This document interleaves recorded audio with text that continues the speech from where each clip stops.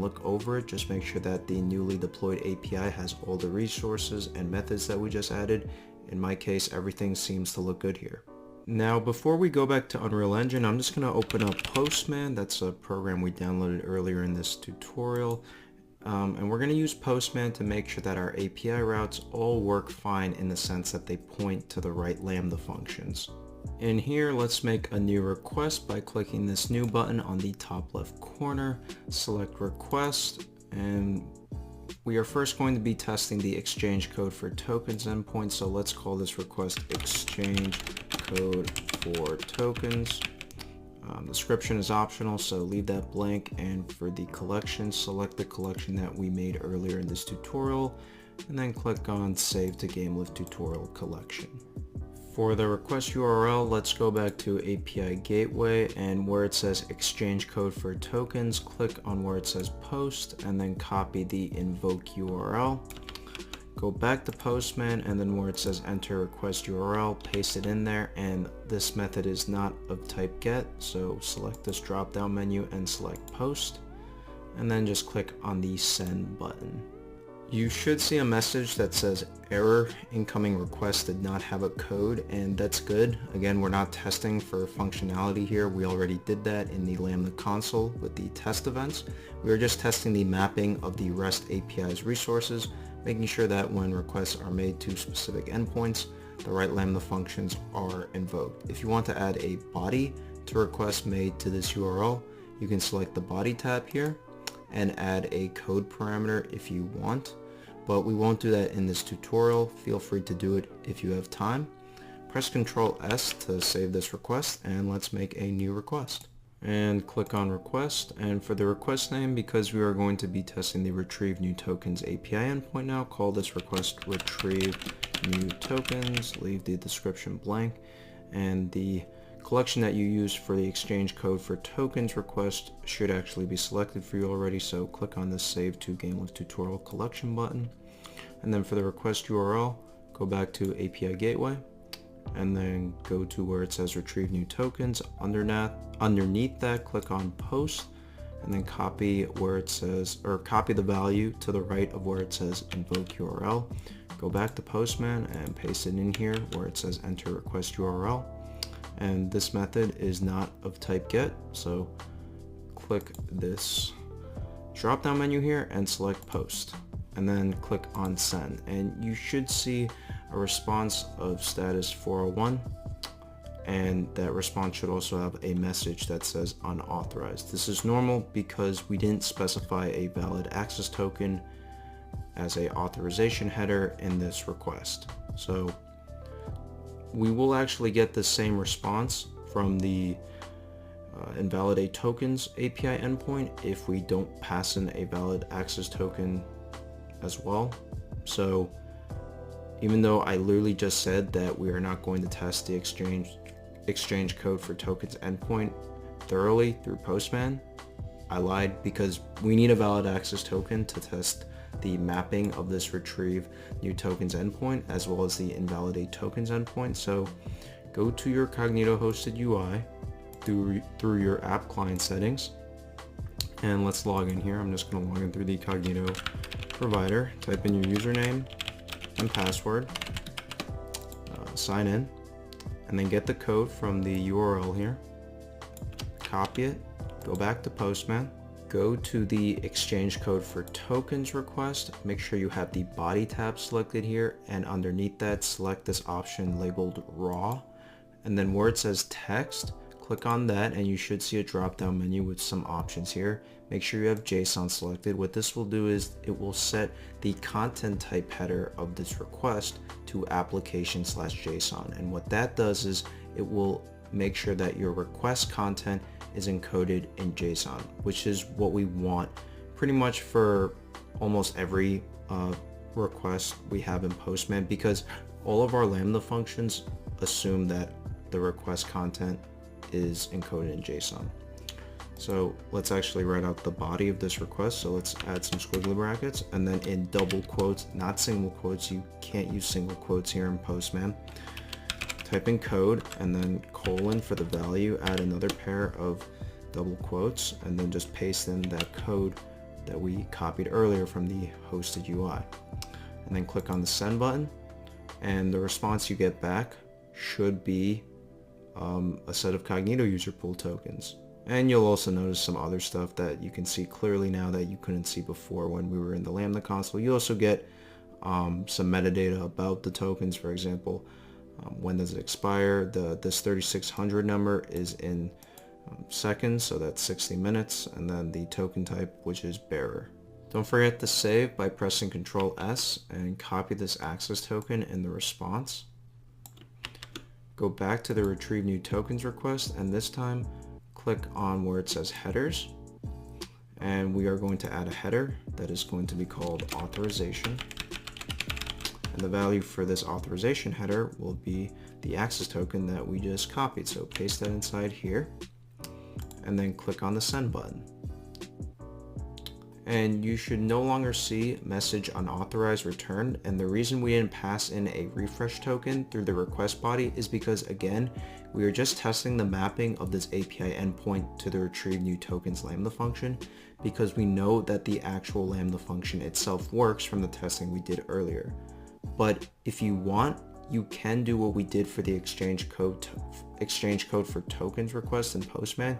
You can go to the body tab if you want and do what we did earlier. Just select raw, then select JSON from the drop down menu, and then write your own request body with a refresh token property and the refresh token from the exchange code for tokens response.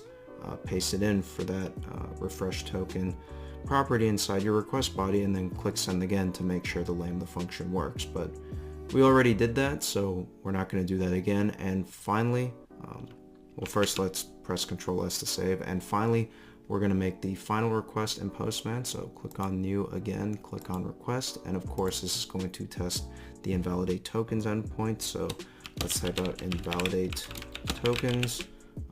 Of course these fields should all be the same, and click on save to GameLift tutorial collection.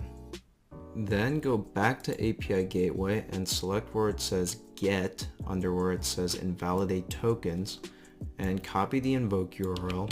Go back to Postman, copy it in for the request URL field, and since this is indeed a get method, we don't have to change anything here.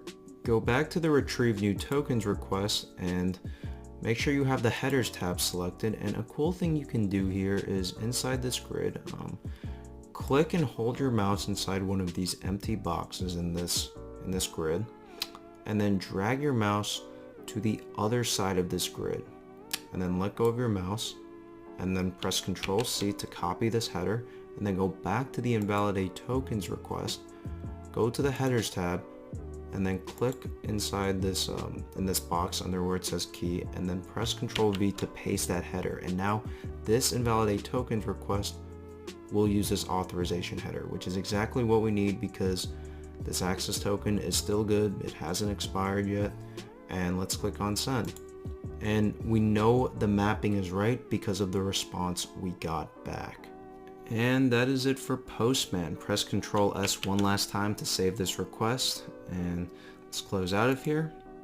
Now let's add a couple new text files for URLs inside the Unreal Engine project's content folder.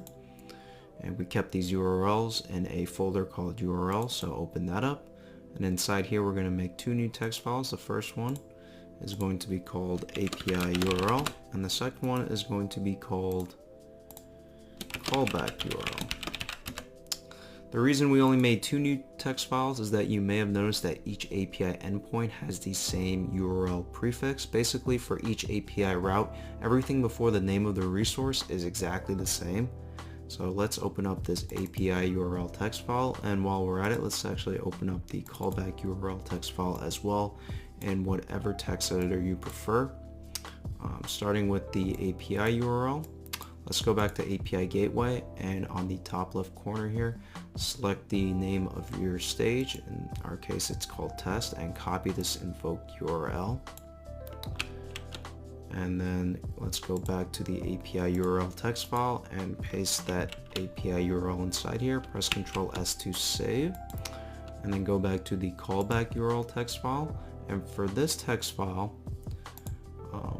we are going to need the callback URL in our Cognito user pool app client settings. So the reason we made a callback URL text file is because that callback URL will help us parse the URL after a successful sign-in so that we can extract the code parameter from the URL and pass that in the body of a request to the Exchange Code for Tokens API endpoint. So go to your Cognito user pool settings, again the app client settings, and copy the callback URL and paste it inside this text file and press Ctrl S to save. Now let's proceed to open our Unreal Engine project in the Unreal Engine editor. And let's go ahead and actually create one last C++ class, a game instance class, because when the client gets these Cognito user pool tokens, we have to make sure that those tokens persist as long as the Unreal Engine game application is running. In our case, we only need a valid access token and a valid refresh token while the game is running, whether the user is on the main menu or connected to the server. We will no longer care about keeping these tokens once the user quits out of the application. For all of the reasons just stated, the game instance class is perfect for storing these AWS tokens. And the game instance class is a high-level manager object for an instance of the running game. So none of the data in the game instance is kept after the game application closes. But the game instance is not destroyed when changing levels, and as you will see in the next few parts of the tutorial, the player changes levels when joining and leaving the server. For example, joining the server means going from the main menu map to the third-person example map hosted on one of these server processes on one of the EC2 instances in our GameLift fleet that we made in an earlier part of the tutorial. And leaving the server means going from that third-person example map back to the main menu map. During these level changes, the game instance does not get destroyed. Therefore, if we kept the tokens there, they would not be destroyed either. So let's go ahead and make this class by clicking on where it says add new here and select new C++ class. And then let's look for that game instance class. Actually, for this class, you may have to click on show all classes and actually look up game instance. And then just select game instance here and then click on next. And for the name of this game instance class, let's call this GameLift tutorial game instance and click on create class. Once that class is created, Visual Studio should have automatically opened up for you. Just a note, the reason why we named the game instance class GameLift tutorial game instance instead of main menu game instance is because, as far as I know, an Unreal Engine project can only have one game instance. So this game instance class is not particular to one specific map. It is for the entire project, while the user is in either the main menu level or the third person example level. So the first thing we are going to do, since we are in the game instance class, let's go to the GameLift tutorial game instance header file and add an include statement up here for doing HTTP related stuff. So type out hashtag included and then in quotes runtime /online /http /public /http.h.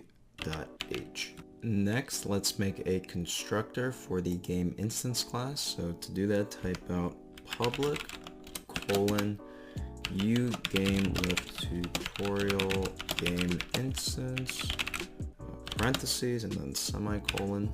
And then let's override the uGame instance superclass's shutdown method because, like I mentioned earlier, we no longer need the AWS Cognito tokens to work after the game application shuts down, so we can override the shutdown method to make a request to the invalidate tokens API endpoint, in addition to whatever cleanup is originally being done by the game instance when the program ends. Let's type out virtual void shutdown parentheses override.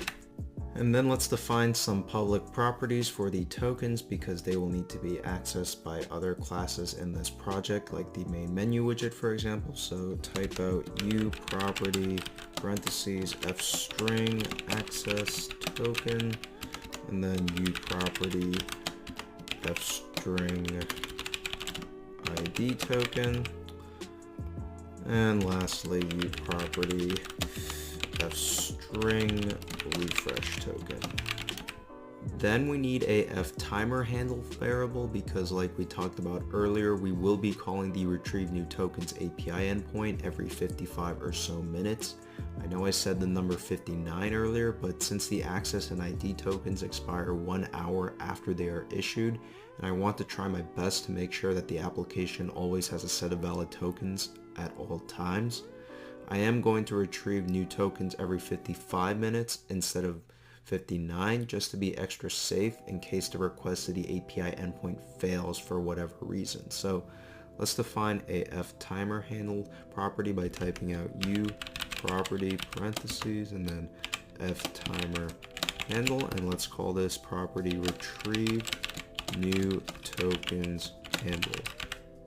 And let's make a function here while we are in the public section of this header file. The function will be for setting the cognito token properties that we just defined. This function has to be public because this function will be called from other classes as well as the GameLift tutorial game instance class. So type out u function and then void set cognito tokens, and this void method will take in 3 parameters. The first one will be of type fstring and it will be called access token. The second one will also be of type fstring and will be called ID token, and the last one will also be of type fstring and will be called refresh token. Moving on, let's now define some private variables and functions. So type out private colon, and first we will define a variable of type fhttp module pointer, not a u property, and it will be called HTTP module. For those wondering, fHTTP module is a Unreal Engine module used for making HTTP requests. Then let's define a fstring variable for the API URL that we are going to retrieve from the text file made earlier. So type out u property parentheses and then fstring API URL.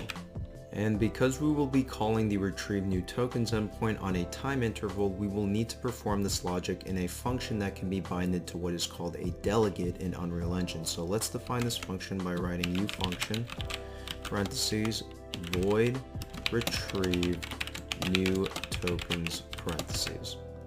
And when making HTTP requests in Unreal Engine, you can specify a callback function that gets called after the request is completed. So we are only going to define one for requests made to the retrieve new tokens endpoint, not for requests made to the invalidate tokens endpoint. The reason for that is because after retrieving new tokens, assuming the request was successful, we have to set the game instance token variables to the new ones from the response from the API. But when we call invalidate tokens, this will occur when the game is shutting down, and since HTTP requests are asynchronous, the likelihood of even reaching a callback function for the invalidate tokens API endpoint is very low, meaning when we make a request to that endpoint, the application won't have an opportunity to quote-unquote react to the response returned because the application will most likely not be running anymore by the time the request finishes. So again, let's just define one callback function for retrieve new tokens by typing out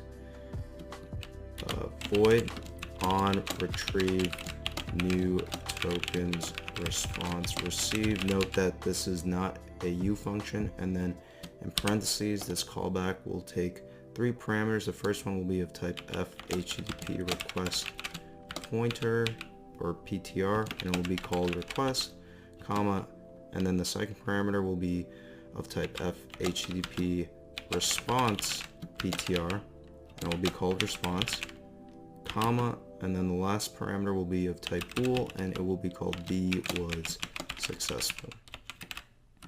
And generally, all callback functions for HTTP requests follow this same format. Okay, now let's go to the GameLift tutorial game instance C++ class, and the first thing we're going to do inside here is add some include statements. So first we're going to add some include statements for some JSON related stuff. So type out hashtag include in quotes json.h and then hashtag include in quotes json utilities.h. And of course, we're going to also include that text reader component that we made earlier in the tutorial so that we can read the API URL from that text file. So hashtag include in quotes text reader component.h. And then let's make the constructor by typing out u game lift tutorial game instance double colon u game lift tutorial game instance, and then parentheses and squiggly brackets. And in the constructor, let's construct an instance of that uTextReader component class. So let's type out uTextReader component pointer. We'll call this variable text reader, and we'll set it equal to create default sub object, and then in carets uTextReader component, and then in parentheses in this function we'll pass in a variable, a text object variable, and this text will have in parentheses and in quotes text reader com. And then let's end that line off with a semicolon, and then of course let's use this text reader variable to actually get the API URL and set it.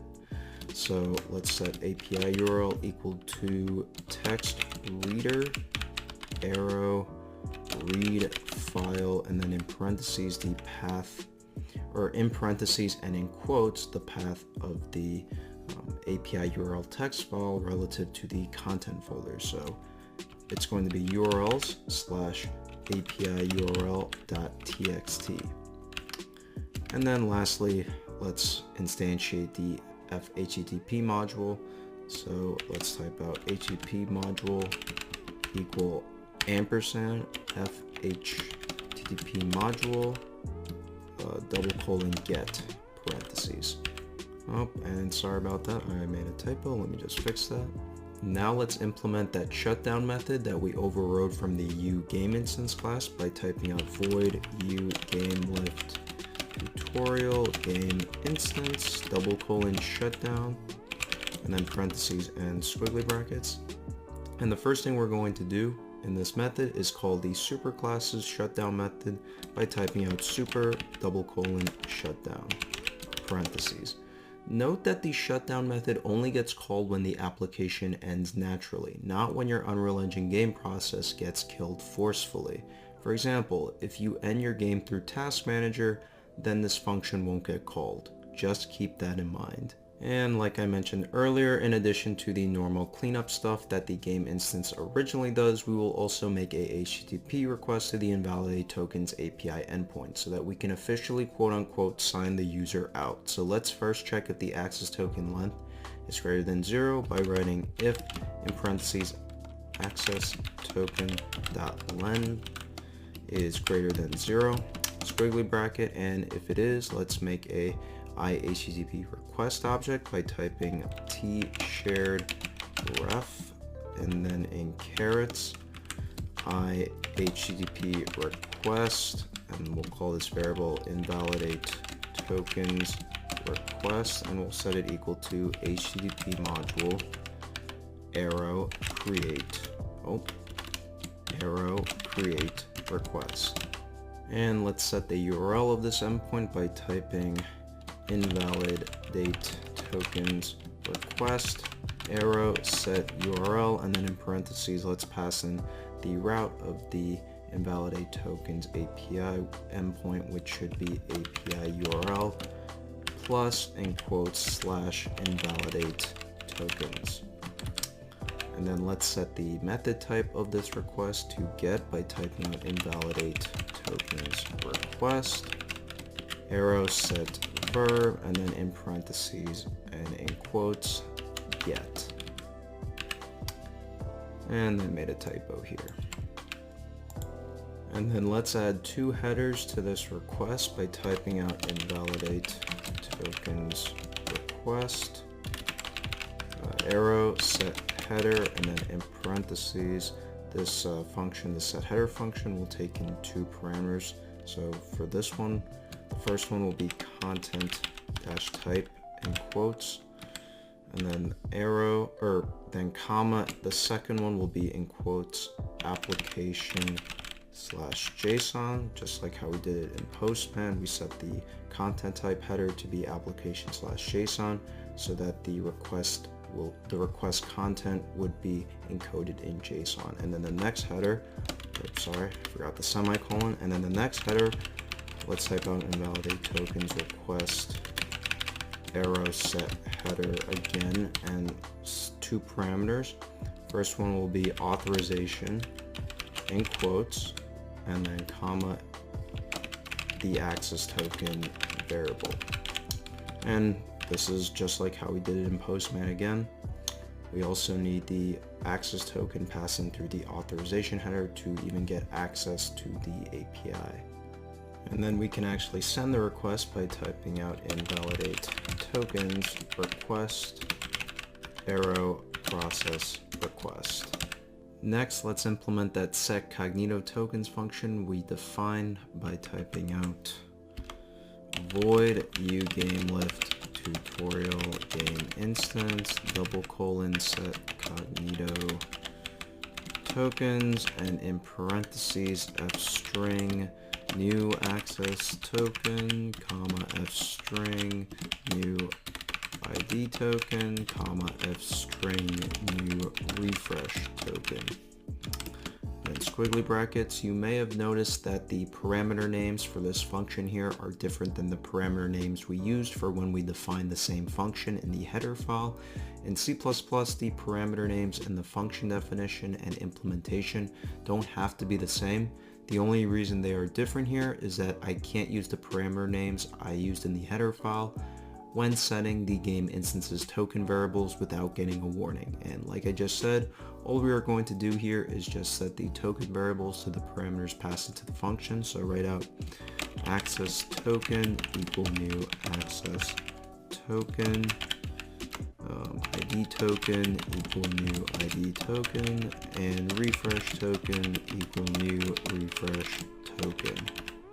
And for now, just for testing purposes, let's write a log statement to print out the actual value of the access token. So to do that, type out UE underscore log in, made a typo there, UE underscore log in parentheses, log temp, comma, warning, comma, text, and then in parentheses and in quotes, access token, colon, %s, and then a comma here, and then star access token.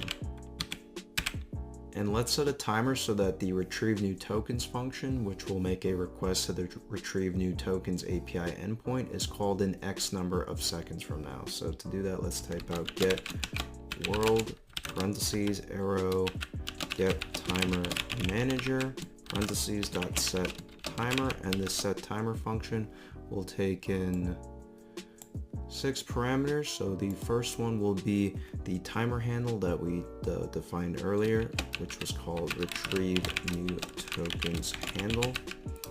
And then the second parameter will be this, so this GameLift tutorial game instance object. And then the third parameter will be a pointer or the address of the function that we want to call. So ampersand u GameLift tutorial game instance :: retrieve new tokens. And then the next parameter will be the rate at which this function will get constantly called, and this value can technically be anything in this case, so I'm just going to make it 1.0f.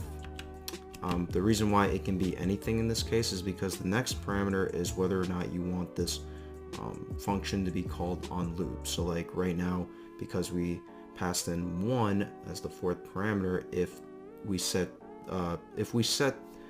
this function to be called in loop to true, then this function will get called every second, but we don't want to do that, so we're just going to set this to false, and we'll get to why that is later. And then the last parameter is basically the delay until this function is called for the very first time. So for now, just for testing purposes, this will be changed later, but we're going to actually make this 60.0f. So, and then we'll add a semicolon.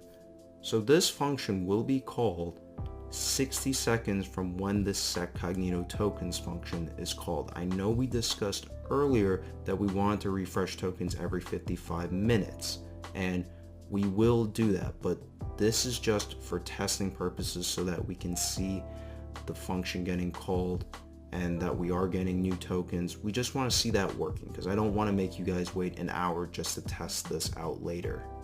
Now let's actually implement this retrieve new tokens function by typing out void uGameLift tutorial game instance retrieve new tokens parentheses and then squiggly brackets. And the first thing we're going to do in here is just make sure that the access token and refresh token lengths are greater than 0, because we don't want to pass in a blank access token or a blank refresh token upon a request to the retrieve new tokens API endpoint. So type out if in parentheses access token dot len parentheses greater than 0 $& refresh token dot len parentheses greater than 0 and squiggly brackets.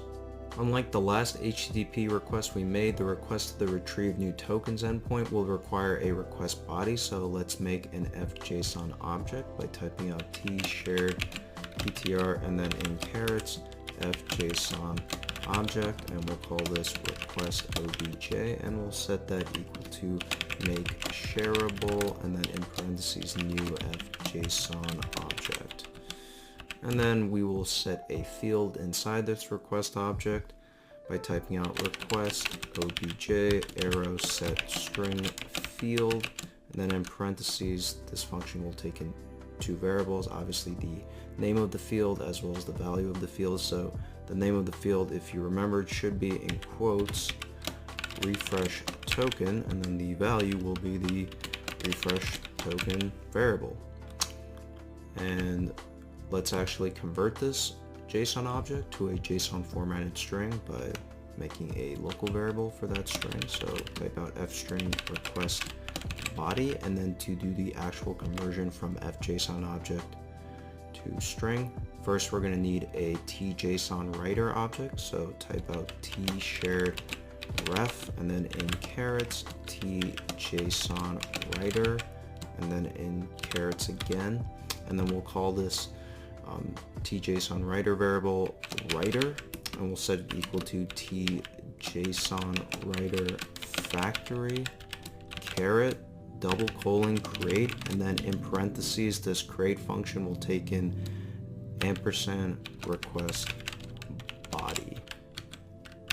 To actually do the JSON serialization and store the result into that request body variable that we just made, type out if in parentheses fJSON serializer serialize, and then this function will take in two parameters. The first one will be request obj.to shared ref parentheses, and then the second object will be that writer variable that we just made, and then add a pair of squiggly brackets. And if we have a request body, then let's make an iHTTP request like how we just did it for the invalidate tokens endpoint with a few minor differences. So begin by typing out t shared ref and then in carets iHTTP request, and we'll call this retrieve new tokens request, and we'll set it equal to http module arrow create request. And the first difference will be that for this request, we will set the onProcessRequestComplete delegate to the onRetrieveNewTokens response received function that we defined earlier, because unlike the invalidate tokens endpoint, we actually want to handle responses returned from the retrieve new tokens API. So type out retrieve new tokens request arrow onProcessRequestComplete parentheses dot bind u object, and then this function will take in two parameters. The first one will be this comma, and then the second parameter will be the pointer to or address of the callback function. So ampersand u GameLift to made a typo u GameLift tutorial game instance, made another typo, on retrieve new tokens response received. Let's add a semicolon to the end of this line, and I actually made a token in the last line. Sorry about that, guys. Retrieved is spelled RETRIEVE. And then let's set the URL of this request. So type out retrieve new tokens request arrow set URL, and in parentheses this should be the API route of the retrieve new tokens endpoint. So type out API URL plus in quotes slash retrieve new tokens. And then also the method type of this request will be post, not get. So this time type out retrieve new tokens request arrow set verb, and then in parentheses and in quotes post. And then let's add the exact same two headers that we set before. So retrieve new tokens request arrow set header in parentheses and in quotes content dash type, and then comma in quotes again application slash JSON, and then retrieve new tokens request arrow set header in parentheses and in quotes authorization comma, and then the access token variable. Then let's set the request content to the request body string. So type out retrieve new tokens request arrow set content as string, and then in parentheses pass in the request body. So when we make this request to the retrieve new tokens endpoint, that request will contain that JSON formatted body string that we just made, that includes the refresh token. So after that, let's actually send the request by typing out retrieve new tokens request arrow process request. And if for whatever reason the JSON serialization fails, then let's set the timer again to call this retrieve new tokens function again in, very short amount of time. So let's write else squiggly brackets get world parentheses arrow get timer manager parentheses dot set timer, and then let's pass in the retrieve new tokens timer handle variable, and then this, and then ampersand u game lift tutorial game instance double colon, I made a typo here, but double colon retrieve new tokens. Oh, I also made a typo here. And then just like before, the next variable will be 1.0f because the next parameter is going to be false, so it doesn't, that 1.0f doesn't matter. And this time, instead of 60, we're going to make this 30.0f. And unlike the 60 that we set for the initial delay for the last time we set the timer for the retrieve new tokens function, we're going to keep this initial delay 30 here because this is calling the function again if there was some random error that occurred that prevented the request from even being made in the first place. And the last function that we will make in this class is the callback function for retrieve new tokens. So let's write out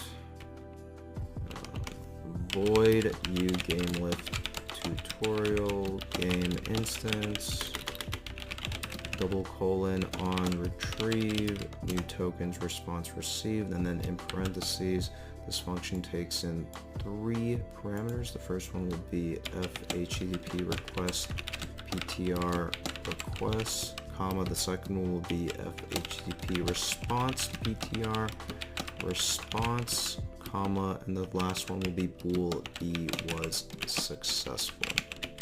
And then don't forget some squiggly brackets at the end here. The first thing that we're going to check is if the request was successful in the sense that an actual connection was made, not that the request errored out because of a lack of an access token or the lambda function returned a bad response, but more so in the sense, did we even get a response back from the retrieve new tokens endpoint? So let's type out if in parentheses b was successful, and if the request was quote-unquote successful, let's go ahead and deserialize the response that we got back. So the response should be encoded in JSON. So let's make an object of type t shared ptr, and then in caret f JSON object, and we'll call this variable JSON object. And then for deserializing, we also need a object of type tJSON reader. So type out t shared ref, and then in caret tJSON reader carets, and then we'll call this variable reader, and we'll set it equal to tJSON reader factory caret double colon create, and then in parentheses this function will take in a string parameter that should be formatted in JSON format. So let's pass in response arrow get content as string parentheses. Then let's actually deserialize the response content, which should be in JSON format, with the reader, and store that result in that JSON object variable by typing out if in parentheses f JSON serializer double colon deserialize, and pass in reader as well as JSON object, and then write some squiggly brackets. And let's check if that response JSON object had an error field by typing out if in parentheses exclamation point JSON object arrow has field, and then in parentheses and in quotes error. So if the JSON object from the response did not have an error field, then let's call the setCognitoTokens function, because if there's no error, then the response should have all the Cognito user pool tokens. So type out set Cognito tokens, and then let's pass in JSON object arrow get string field, and then in parentheses and in quotes access token, and then the second parameter will be JSON object arrow get string field, and then in parentheses and in quotes ID token, and then the last parameter that we will pass is just the refresh token variable that already existed in this class, because again we're just retrieving new access and ID tokens. Our refresh token should last for, again by default, I believe 30 days. If the deserializing of the response content string fails for whatever reason, let's try to retrieve new tokens again quickly. So add an else here for this if statement, and inside here we'll set the timer again like we did earlier for the retrieve new tokens function by typing out get world in parentheses arrow get timer manager parentheses dot set timer, and then in parentheses once again let's pass in retrieve new tokens handle this ampersand uGameLift tutorial, oh made a typo, uGameLift tutorial game instance double colon retrieve new tokens and 1.0f false and 30.0f, and then don't forget to add a semicolon at the end here. And again, the reason why that this function will be called in 30 seconds, not in loop, is because it's not that the request was malformed this time, it's just for some random Unreal Engine reason that we couldn't deserialize the JSON response from the retrieve new tokens API endpoint, which is very rare, which is why if this ever does happen, again this is an insane edge case, but if this does happen, then let's try to retrieve new tokens again very quickly while the access token is still valid. And another edge case that we have to account for is if the request was not successful due to connection issues, which is also again very rare, but we should deal with that because this time it wasn't a problem with the request or the response, it was mainly a connection issue. So let's add an else here, and let's actually copy this line up here because it's the exact same scenario. If for some reason we couldn't retrieve new tokens for reasons outside of the client's control, then let's try to retrieve new tokens again very quickly while the access token is still valid.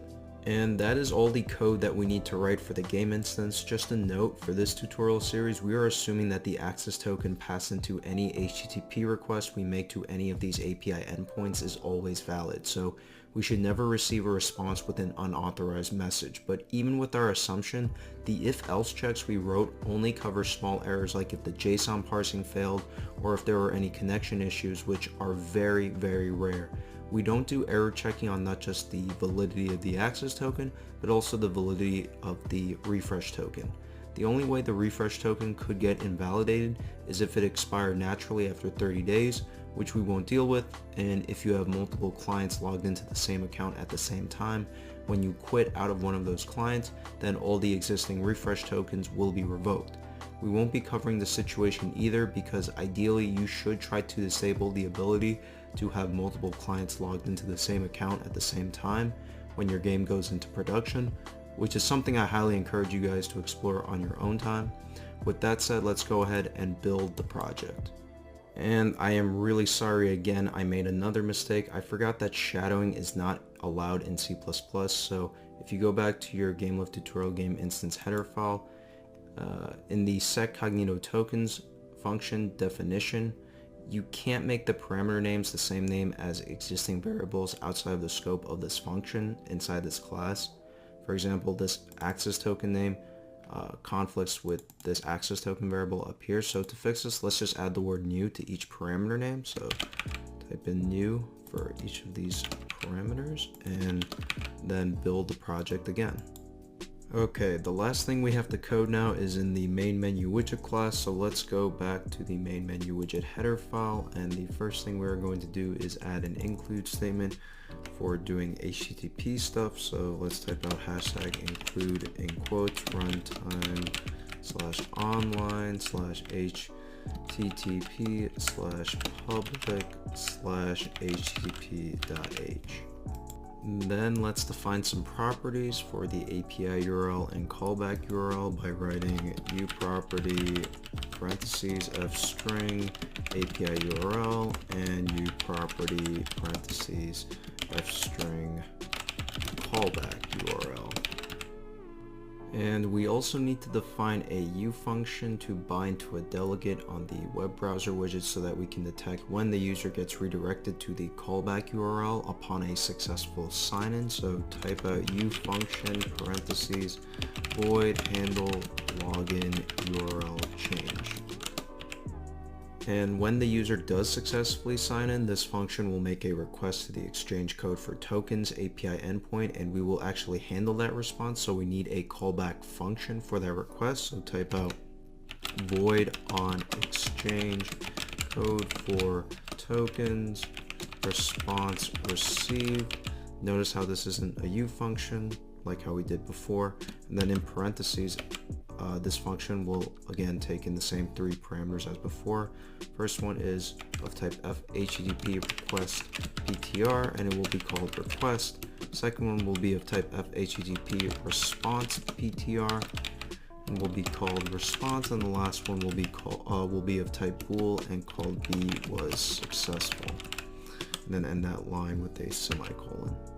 Now let's go back to the main menu widget C++ class, and first go to the constructor and retrieve the URLs from the files we just added. So first one is the API URL, and that is going to be equal to text reader arrow read file, and then in parentheses and in quotes urls /API URL.text, just like last time. And then the second one is the callback URL, and that's going to be equal to text reader arrow read file, and then in parentheses and in quotes this should be the path to the file relative to the content directory. So it's going to be urls /callback URL.txt.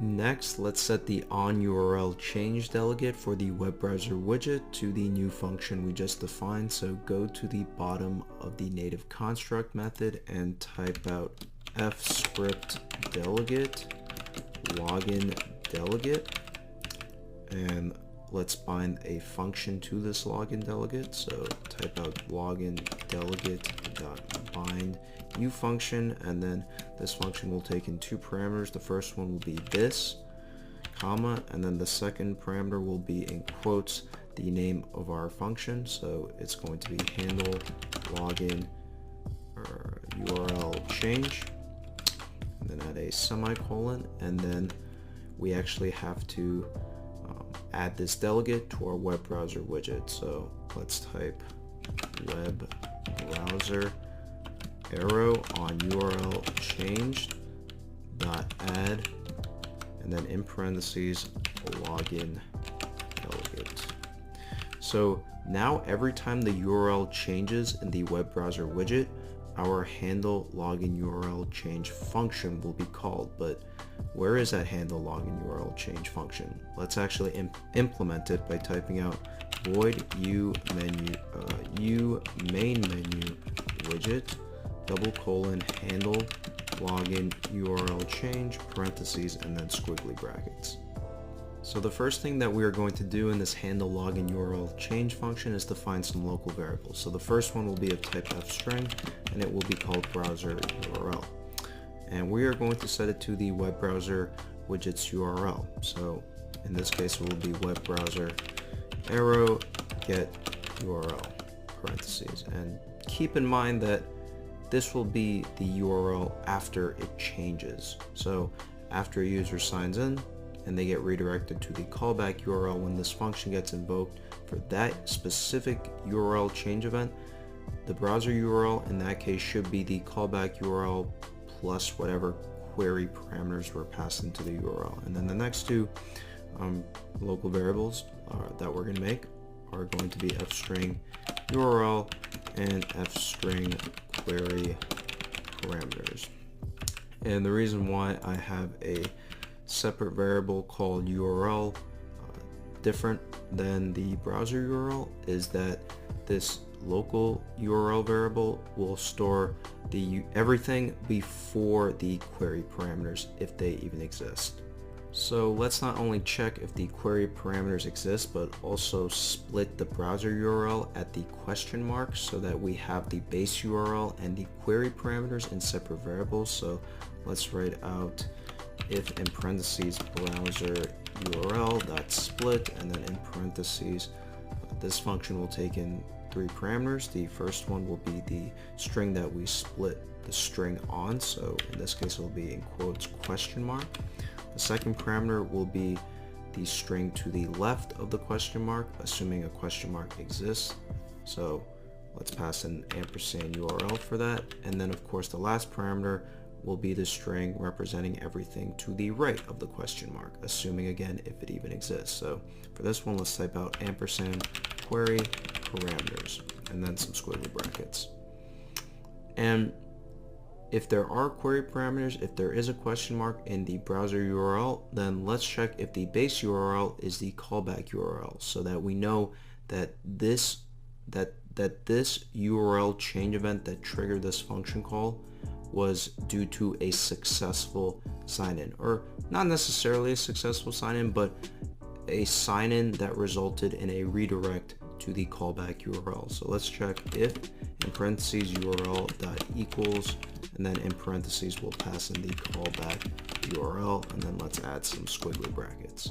And if the user is currently looking at the callback URL, then let's make two local variables, both of type fstring, one called parameter name and the other called parameter value. And let's split the query parameters on the equal string so that we can get everything to the left of the equal sign to the right of the question mark, which should represent the parameter name, and everything to the right of the equal sign, which should represent the value for that query parameter. So let's type out if in parentheses query parameters dot split, and then in parentheses first parameter will be in quotes the equal sign, and then the second parameter will be ampersand parameter name, and then the last parameter will be ampersand parameter value, and then add some squiggly brackets. And we know that the sign-in request was successful if only one query parameter was passed, and that parameter is the code. So let's check if the parameter is called code by writing if in parentheses parameter name dot equals, and then in parentheses and in quotes the word code, and then some squiggly brackets. And if it is, then let's clean up the actual code value, because sometimes the code parameter in the URL may contain hashtags. These are not valid characters usually in the code, so let's go ahead and remove them by typing out parameter value equal parameter value dot replace, and then in parentheses star f string in parentheses and in quotes hashtag, and then comma star f string, and then in parentheses just a pair of quotes with nothing inside them, and add a semicolon here at the end. And then just like the last post request we wrote, same thing, let's make another request body JSON formatted string by first making an fjson object. So type out t shared ptr and then in carets fjson object, and we'll call this request obj and set it equal to make shareable in parentheses new fjson object. And then let's set a field in this request object by typing out request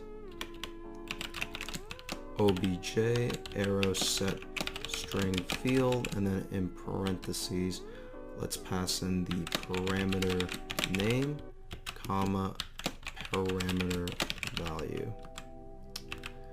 And then of course let's make a local f string variable for the request body, and let's make a tjson writer object by writing t shared ref in carets tjson writer, and then carets again, call this writer and set equal to tjson writer factory in carets double colon create in parentheses ampersand request body. You may have noticed by these red squiggly lines underneath the text that we forgot some include statements inside this file, specifically for the JSON and JSON utilities header file. So go back up and type hashtag include in quotes json.h and hashtag include in quotes json utilities.h. And if you scroll back down, those red squiggly lines should go away. Now let's actually serialize the JSON object into a string by writing if in parentheses fjson serializer double colon serialize, and then in parentheses request obj dot to shared ref parentheses and then comma writer. And if the serialization was successful, then let's make an IHTTP request object by typing out t shared ref and then in caret IHTTP request, and we'll call this exchange code for tokens request, and we'll set it equal to HTTP module arrow create request. Also, I just realized I forgot to define an FHTTP module member variable for this main menu widget class. So go back to the header file for this main menu widget class, and let's up here define the FHTTP module member variable by typing out FHTTP module pointer and call this HTTP module. And then let's go back to the main menu widget C++ class, go back to the constructor, and then in here we will instantiate an instance of the FHTTP module singleton from the factory, and then of course we'll set our HTTP module member variable that we just made to that. So let's type out HTTP module, set it equal to ampersand F HTTP module double colon get, and then parentheses. Then let's go back to making our HTTP request to the exchange code for tokens endpoint by first setting the on process request complete delegate to our callback function that we defined earlier. So ampersand main new widget double ampersand on exchange code for tokens response received.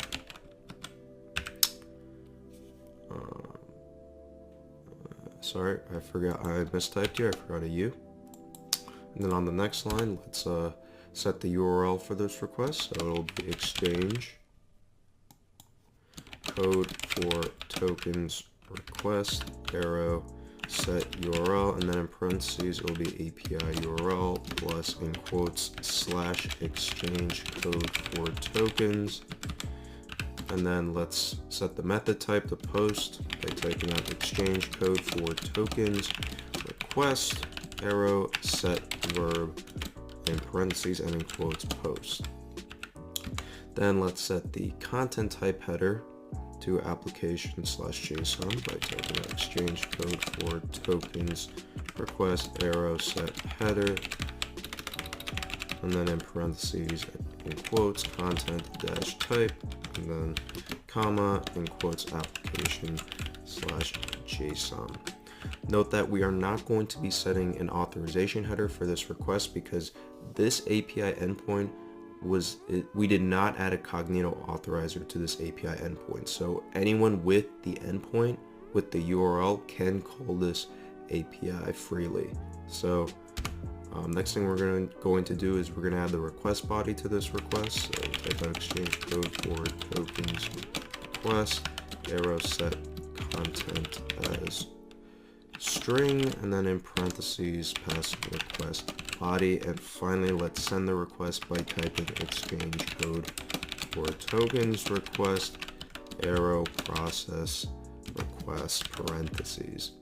Lastly, we are going to implement the callback function for this request. So let's write void umain menu widget :on exchange code for tokens response received, and then in parentheses http request ptr request comma http response ptr response comma bool b was successful.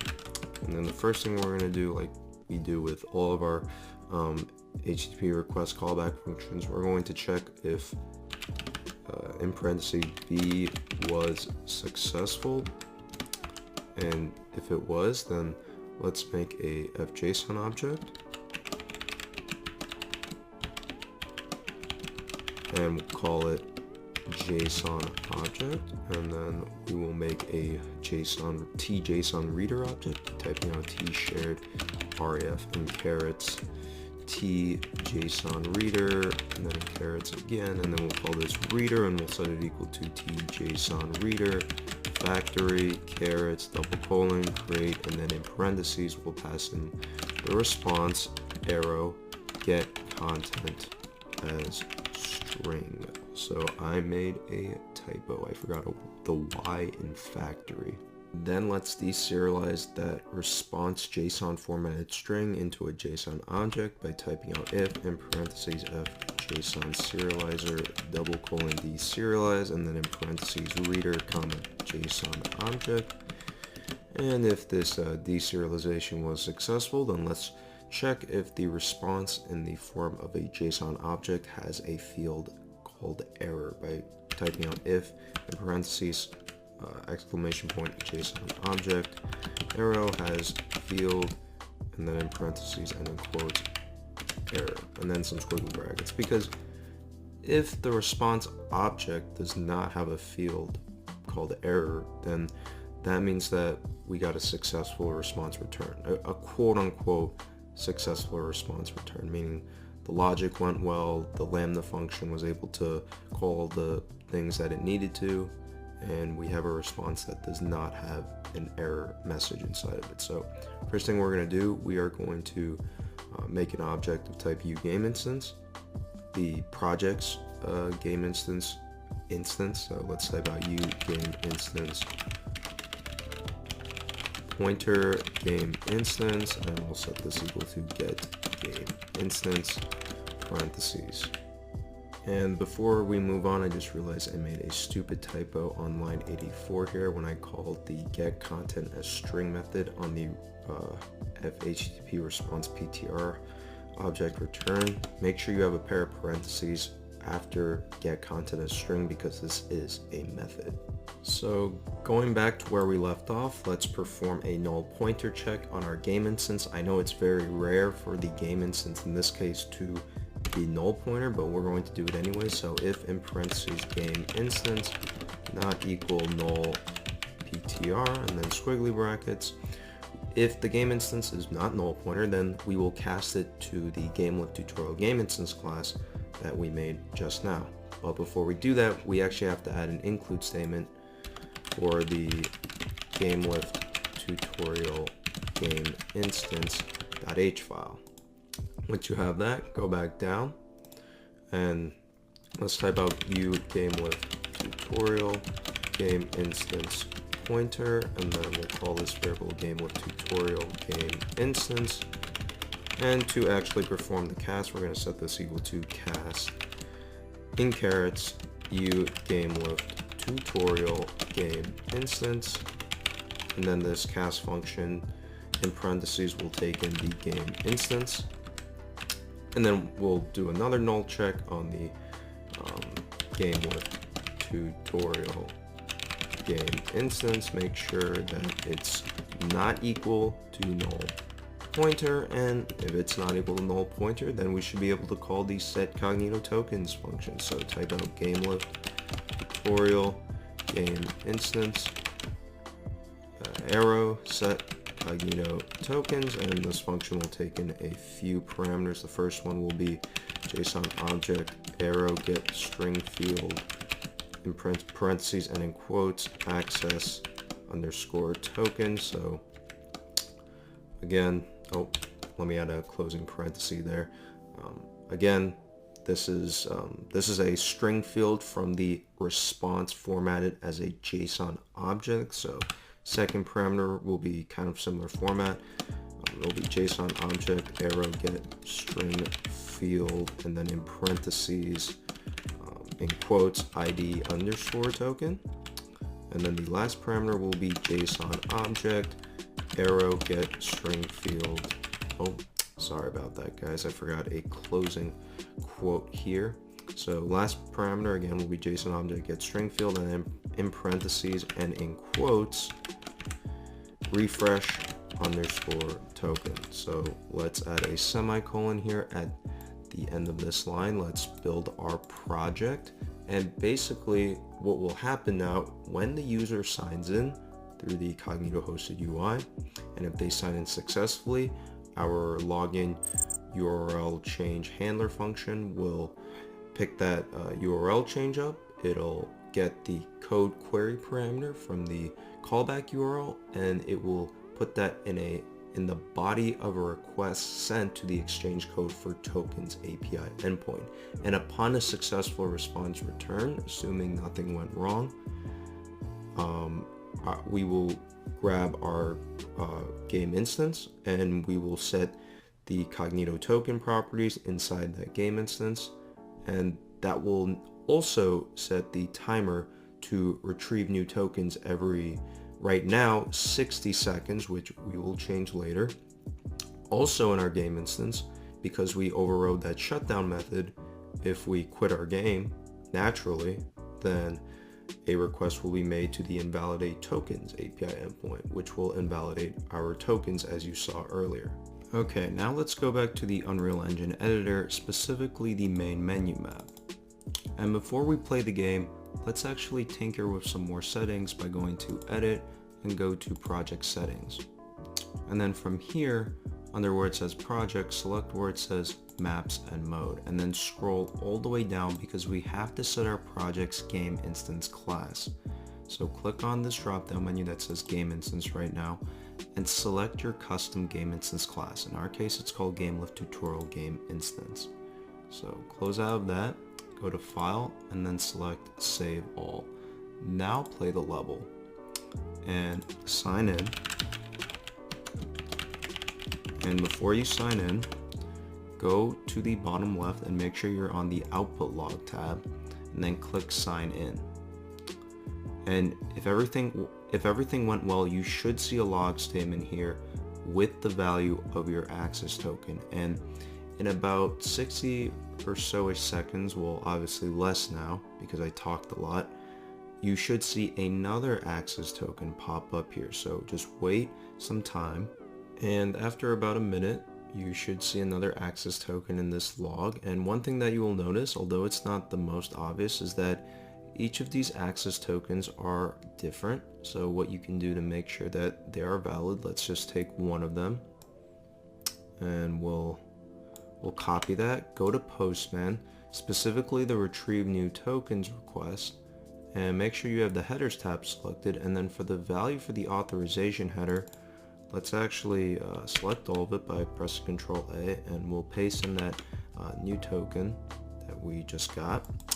You might notice some red arrow marks here. That's because when we copied the token from the UE4 log, it may have added some new line characters. So let's get rid of those new line characters by clicking right to the right of that red arrow character. Just press backspace, do the same thing for the other one as well, and then press send. And if the access token is valid, you should get, in our case, because we didn't specify a request body with a refresh token in it, you should get a response saying error, incoming request did not have a refresh token. This is actually what we want to see if you didn't specify a request body, because if the access token was invalid, then you would have gotten message unauthorized or something like messaged access token was revoked, something along those lines. And if we go back to the Unreal Engine editor and actually quit the game, something I've noticed, for some reason this time, even though we overrode the shutdown method to call the invalidate tokens endpoint, you would think that if we click send again, that we would get something like message access token was revoked, but the access token is still alive and well, meaning that according to the Node.js AWS SDK documentation for the global sign-out method, it seems to be right. It seems that the access tokens for some reason now aren't getting revoked. So I did find that kind of weird. That's okay though. So let's go back to Visual Studio, because we still want to make sure that we're even calling the endpoint. I know I just said that we did call the endpoint, but let's just make sure. So let's go back to the GameLift tutorial game instance C++ class, where we actually log the access token. And this time, let's go ahead and copy this line, because we want to actually log the refresh token, because it seems like the only token that's getting invalidated by the global sign-out method is the refresh token. So let's replace where it says access on this line with refresh. And then let's right-click the project again and select build. And then let's go back to the Unreal Engine editor and play the game. Sign in again. And pay attention to the logs for the access and refresh tokens. So let's take this access token right here, because we're going to need that. Go back to Postman, and then for the value here, just select all of it by pressing Control A, paste it in, get rid of the new, sorry about that, get rid of the new line characters, and then let's go to the body tab, and then select raw, and then under where it says, well, for you it might say text, for me it says JSON, but make sure here in this orange text, click on it, and then this drop down menu, make sure you have JSON selected. And then let's actually go back to Unreal Engine, and this time let's copy the refresh token value. So copy that, go back to Postman, and then let's type out squiggly bracket, and then in double quotes, refresh token, and then colon in double quotes again, just paste in that refresh token value. And this is going to be a little tougher. Let's get rid of the new line. So everywhere where the text is blue, starting with where it's black, just press backspace. So starting with where the text turns black, just press backspace to get rid of those new line characters. Okay, and that should be good. And if you click send here, you'll notice that the refresh token works. We get a pair of access and ID tokens back, right? And if we go back to the Unreal Engine editor, another thing before I quit the game I just want to show you guys is, it's not very obvious, but when we got a new set of Cognito tokens, remember, we're printing out both the access and the refresh tokens. And again, I know it's really hard to see, but because the refresh token is valid for 30 days, we don't replace the refresh token. And we can't because we wrote our Lambda function in a way so that we only get back new ID and access tokens. But if you notice in the logs, the refresh token stays the same. If you don't believe me, just use a text comparison tool in your free time, and then you can believe what I'm saying. But let's quit the game now, and if we overrode the shutdown method correctly, we should have called the invalidate tokens endpoint, and that should have invoked the global user signout method. I know before I said global signout, I meant to say global user signout. I think that's what the method is called. And if we go back to Postman this time and we click on send, you'll notice that it says error message refresh token has been revoked. That means we did call the invalidate tokens endpoint correctly. However, for some reason, what I said earlier about revoking access tokens was actually not true. The access tokens, and I guess ID tokens as well, for following the documentation, both of them do indeed stay valid for their entire lifespan until their expiration date, which right now by default is an hour after they've been issued. With that said, we don't have to retrieve new tokens every 60 seconds. Like I said earlier, that was just for testing purposes. So let's go back to Visual Studio, and inside the set cognito tokens function, where I call set timer for the retrieve new tokens endpoint, let's replace this last parameter that currently says 60 with 3300 because that's 55 minutes in seconds, and that was the number that I wanted to use. You can use really any number. I would recommend under 1 hour, obviously, any number in minutes under 1 hour. And these log statements here for the access and refresh tokens, let's comment those out because again, those were for testing purposes too. We don't really care about the access and refresh token from this point on. So let's go ahead and build our project. And go back to Unreal Engine and let's play the game one last time. Let's log in. And once again, pay attention to the output log on the bottom of the screen. And you should notice that the log statements that we made for the tokens are no longer there. And that will pretty much conclude this part of the tutorial. We did quite a lot, more than I even expected. We set up a Cognito user pool, added Lambda triggers to the pool, added a web browser widget to our Unreal Engine project so that we could sign in through the hosted UI, and called Lambda functions through API gateway from our Unreal Engine project using HTTP requests. If you made it this far, have enjoyed the tutorial series so far, and want to support the channel somehow, then I highly encourage you guys to become a patron on our Patreon to help support the channel. Each video in this tutorial series will be released on YouTube in full for free, so we don't really make money off these videos, and special thanks to those who are already patrons. Before I officially conclude the video, I'm just going to talk about some things to consider to help better secure your application that we won't be going over in depth. All the things that I'm about to say is what I personally recommend for an actual production application, so it is an opinion and will not apply to every single use case, so keep that in mind. 1. You should make it harder for users to make an account in order to enforce not allowing more than one account for each unique identity. When I say hard, I mean tactics such as one account per email or one account per phone number and other forms of multi-factor authentication, because the more methods of authentication that you add to one account, the harder it is for someone to make more than one account, which may help with preventing mass spam attacks. 2. You should try to restrict the number of instances of your game client that can run on one computer to only one. Preventing users from running more than one instance of your client on a machine can help prevent different kinds of issues.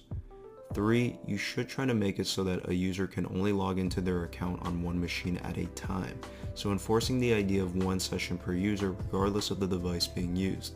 Because if you have someone logged into their account on a desktop and also logged into their account on their phone simultaneously, that could cause issues that you may be unaware of.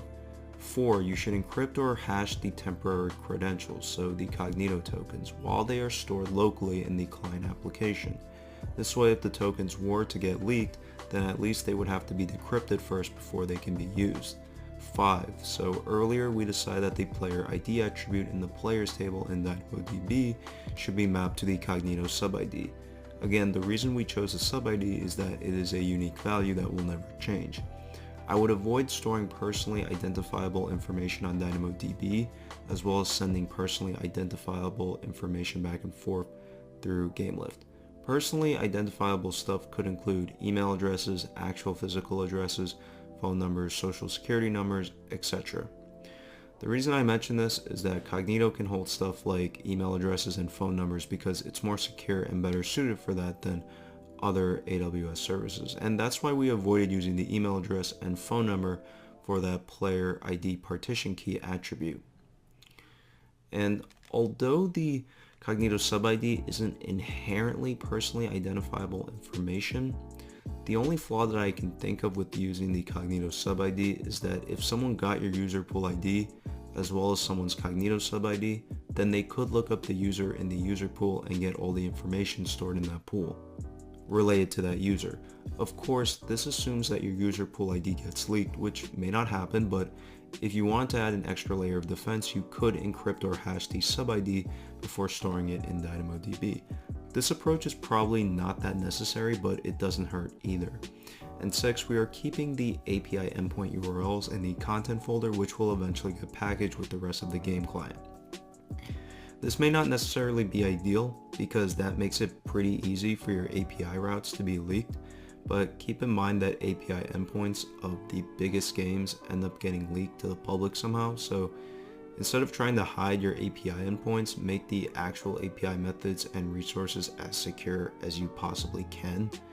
When these APIs are being called by public, not private applications, relying on your API routes to stay public almost never works. And that is finally it. We appreciate you guys watching. As always, don't forget to like, comment, and subscribe, join our Discord, and follow us on our other social media pages, and see you guys in part 6.